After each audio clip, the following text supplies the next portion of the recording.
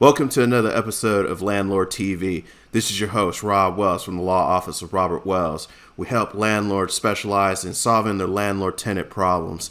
In this video, we're going to talk about, I'm a single-family homeowner and I didn't have that exemption under the Tenant Protection Act that I talked about in our last episode here. Rob, what do I do? You said I'm subject to just cause eviction, and that's just bad news. I just didn't get that disclosure. I had no reason to suspect I had to put anything in my lease agreement.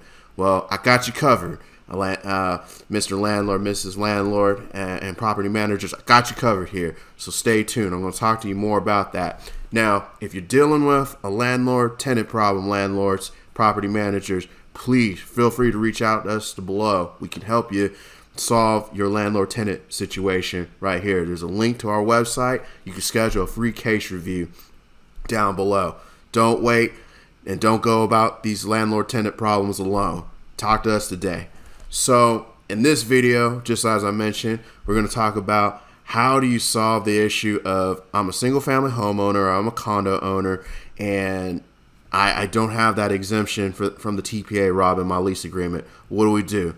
Well, under the Tenant Protection Act, or the TPA, I can demand that your tenants complete the disclosure within a reasonable time frame. If they fail to deliver that disclosure within a reasonable time frame, and I generally give at least 30 to 45 days for a tenant to get that form back to me with a pre-stamped mailer with that disclosure inside, the law says I can terminate the tenancy for cause for failing to execute that disclosure as it's required by law. To give you a little bit of background history on this, as of July 1st, 2020, landlords under the TPA were required to give their tenants a disclosure indicating that the property was not subject to just cause eviction and rent controls under the TPA.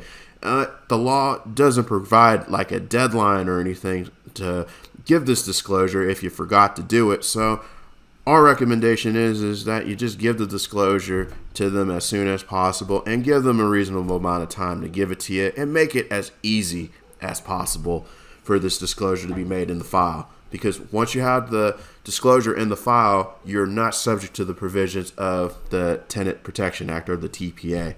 So again, landlords, property managers, if you're going through the situation and you need some help, please feel free to give us a call or contact us below. We can get you helped out and get you all squared away and help you with any other landlord-tenant issue that you're going through. Okay? Till next time, we'll talk then. Take care.